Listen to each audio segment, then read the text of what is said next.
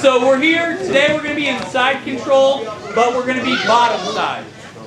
So our goal today is going to be escaping side control or attacking, right?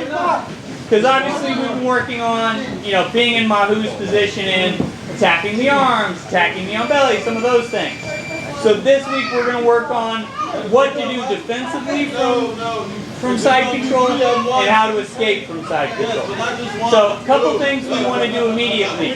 One, I don't want to be flat on my back. If you're flat, you're wrong. Alright? So I'm always, in jiu-jitsu and in life, going to face my problem.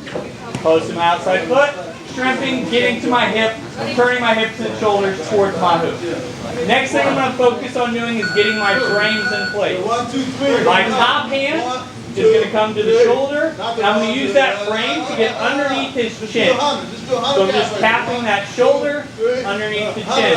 My bottom hand, I'm going to drop my elbow in, cupping that hip / kidney area, just creating a solid frame to defend myself with. Now, our first motion, all we're going to look to do is post our foot. I'm going to shrimp here, and I'm going to look to get my bottom knee in. What that's going to allow me to do is just maintain and manage distance here. Because I can't do anything if Mahu's just smashing me, right? If I'm here just getting smished, not much I can do in the way of attacking or defending myself. So I have to get my frames, post that outside foot, shrimp up to that shoulder, sliding my bottom knee in. Now, my favorite entry from here is very simply the foot that was posted is going to come in like a butterfly hook. I'm going to use this same frame to pull myself in. That's going to put me not just in butterfly, but in butterfly with the shoulder crunch, which I like quite a bit. Because not only do you go from a bad position to at least a neutral position, you're already back into attack mode, chaining things that we've learned previously. So I'm here. Mahu's smishing me. I don't like that. I don't like being smashed. I'm going to create my frames, get my hand in here, post, shrimp, get that knee in. And I'm using this shin to create that space. That's going to allow me to get my foot in.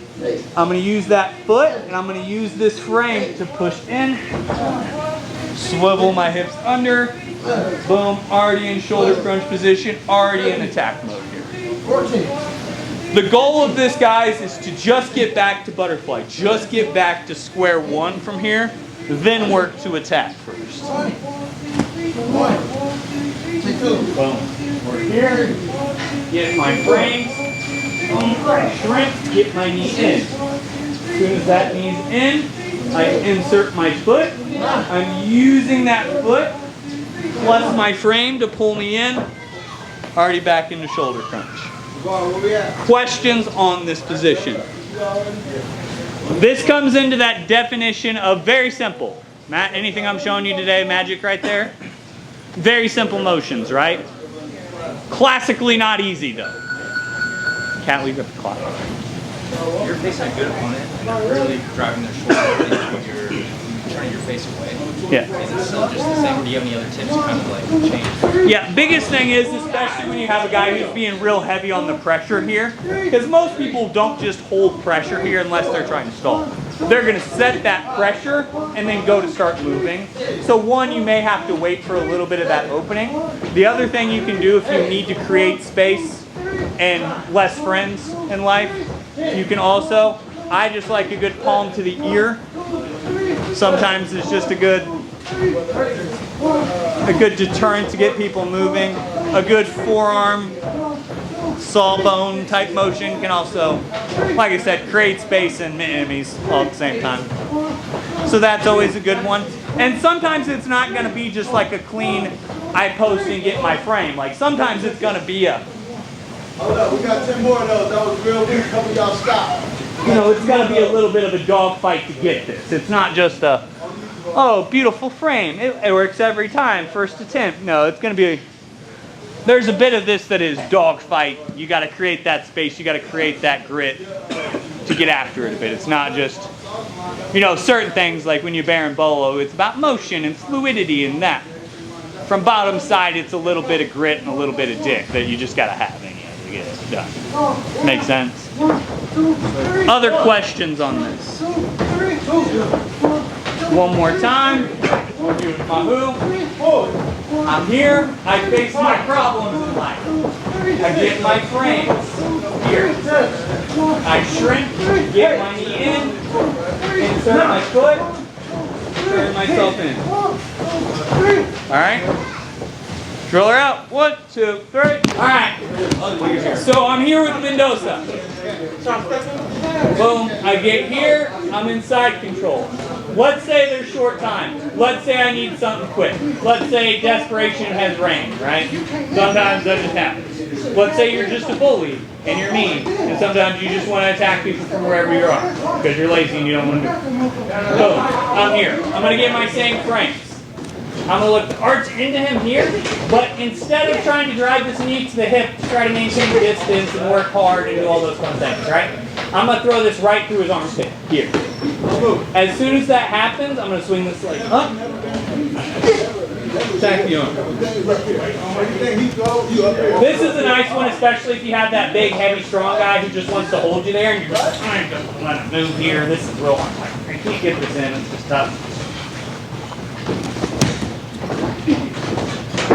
You just pop the legs up and go. Attack immediately. You know, default aggression type stuff. Sometimes you're just in a bad spot. You just need to, right? Boom. I'm here. Get my frames in. Mahou's just holding me down, right? A lot of guys will get here, and their game is to just smish and be patient. Sometimes I'm impatient. Boom. I face my problems. I get enough space to get that leg in. Boom. The big thing with my top leg is I have to get my knee pit around his neck, and I have to pinch my knees. The second those two things happen, I hammer my heel down and attack the arm. The goal is twofold. One, rake the shit if you can, right? Bop. Bop it if you can. If not, guess what you just did? Escape bottom side control. You can start coming up at that point. But the goal is attack. So I'm here with Mendoza. Boom. Being a bully, being mean to me like he always is because he's tough, strong, and handsome. I just don't like it, right? Boom. I get my frames to start to address my leg problems. Boom. Here. I connect my elbow to my chest. Here. That generally is going to trap his wrist. If it doesn't, you just find the wrist. 9 times out of 10, it's there already. Boom. Hammer your heels down and attack. Now, when we're doing this with friends, you pop your hips up, then you pause, and then you go to finish this. Because this is in all but immediately, is it not? So you have to attack this slowly as we're drilling it. In comp and fights and unfriendly things, you attack this pretty aggressively, pretty quickly. But when we're doing this with our friends and people we like, we get here, boom, I get my frames, I get my space, boom, I get here, then I slowly extend and try to finish. Because this, if you have his wrist trapped with your elbow, is in the second your feet connect. The second the knee pinch happens and you start to hammer the heels, it's in. So you have to be careful with this on the drilling. Alright? Questions? My head this way. Boom. So I'm here. I get my frames in. Base here. This knee comes up here.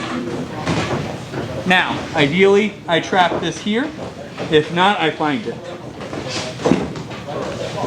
Elbow slips through, what do you do? Knock them down and come up. So like if I'm here, and Mahou's a little crafty, right? He doesn't suck at jiu-jitsu. He did get a brown belt on purpose. So I'm here, boom, I come here, and he starts to drop that elbow up. I'm using that as an escape at that point. Because you may or may not get the arm bar. But the idea with this is if you don't, motion, get going. You've now created the window, jump through it. Does that make sense? Because it's either going to land or it's not. Either way, you need to keep moving.